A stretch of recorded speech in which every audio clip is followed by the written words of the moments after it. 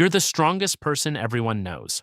You're also the one who cries in the car before walking into the party. Nobody sees the second part. You've gotten so good at holding it together that people forgot to ask if you're okay.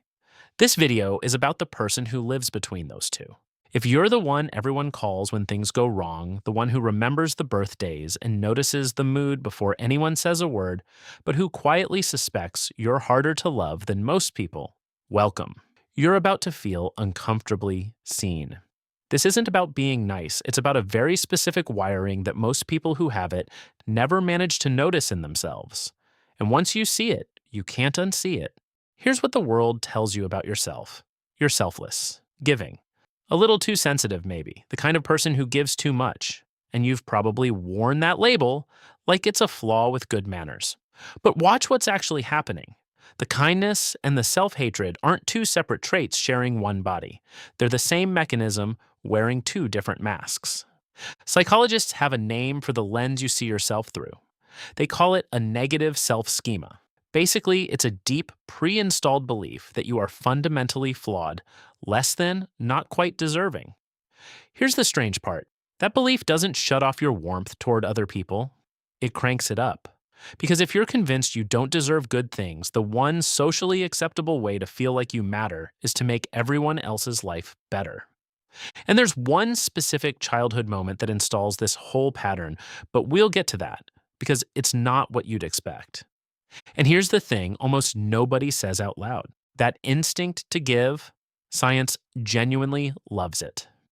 In 2013, a researcher named Laura Aknin and her colleagues found that pro-social spending, using your resources on other people instead of yourself, was linked to greater well-being across wildly different cultures. That's real. That's not a feel-good myth. But here's what almost never gets mentioned alongside that study. The research measured the giving. It didn't measure the motive. And motive changes everything.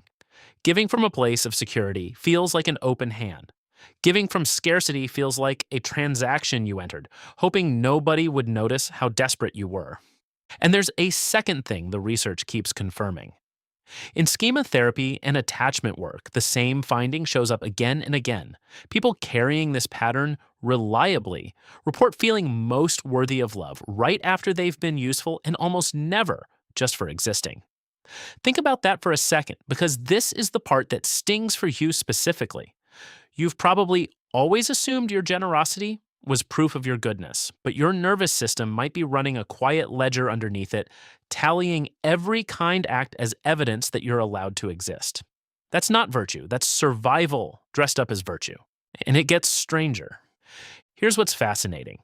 People who quietly hate themselves are almost always exceptional listeners, not by accident. If you spend years believing your own inner world isn't worth anyone's attention, you get extraordinarily good at reading everyone else's. You track micro shifts in a room. You sense when someone's off before they've admitted it to themselves. We call that emotional intelligence. And it is, but it grew in the soil of having to manage other people's feelings just to feel safe. But here's another layer, one you'll probably recognize in your own body. Someone gives you a compliment, something real, and watch what you do with it. You deflect. You laugh, you shrink it, you hand it back. A friend does something kind for you, and a low, strange discomfort crawls up your spine because being on the receiving end feels almost physically wrong. That's the tell.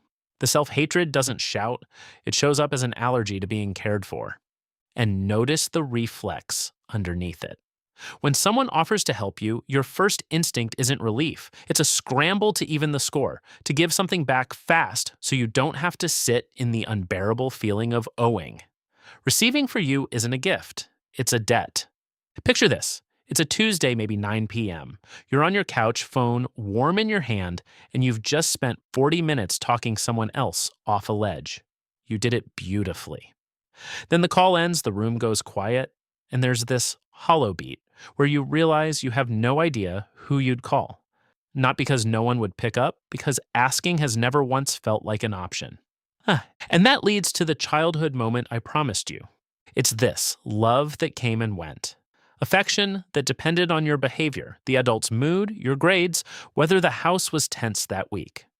A kid in that environment learns one brutal lesson fast. Love isn't given, love is earned. And the fastest way to earn it is to become indispensable, to give, because giving is safer than needing. And here's the part that keeps people stuck for decades. Most people running this pattern don't feel like they hate themselves.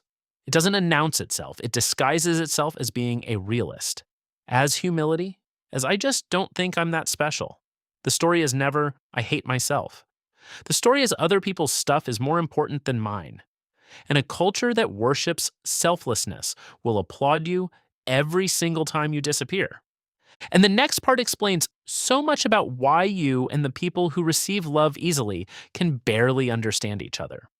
Because there's a question that cracks this whole thing open, and I'll give it to you before the end. And here's what that difference actually looks like. The people who got love easily as kids, the ones who never had to earn it, walk into a room and just assume they belong there. They let people do things for them without a flicker of guilt. To you, that can look almost reckless, like they're getting away with something. But they're not. They were simply handed the one thing you had to build brick by brick. The quiet baseline that says you're allowed to take up space.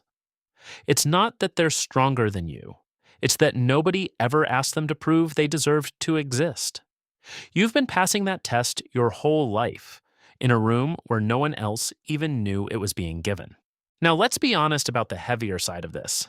There's a grief that lives in people like you, one that almost never gets named. It's the grief of having been an adult inside a child's body, carrying weight that was never yours to carry, learning to bury your own needs so completely that as a grown up, you genuinely can't find them anymore. Ask what you need, and you'll deflect. Push a little, and something like panic flickers across your face. Because needing opens a door, and the last time that door opened, it didn't go well. So giving became both your refuge and your cage. Here's the question I promised. When do you feel most deserving of love? If your honest answer is when I've helped, when I've fixed something, when I've been useful, and almost never just because I showed up, that distinction matters more than anything else in this entire conversation. So here's your framework, the thing worth keeping. Ask yourself, do you give because it fills you up or because letting yourself receive feels too heavy? One is peace, the other is hiding. Same action, opposite worlds. Recovery from self-hatred isn't waking up one morning in love with yourself. It's a long, stubborn argument where the voice that says you don't deserve good things slowly, inch by inch, loses ground. And you won't win it in one clean moment. You'll win it on an ordinary day when someone offers you something and you let them, without flinching, without paying it back. That's the whole revolution. It's that quiet. You spent your whole life being someone's safe place. It's time you became your own. The warmth you pour into everyone else, it was always real. You just deserve to aim a little of it at yourself. Not as a project, not as something to earn, just because you're a person.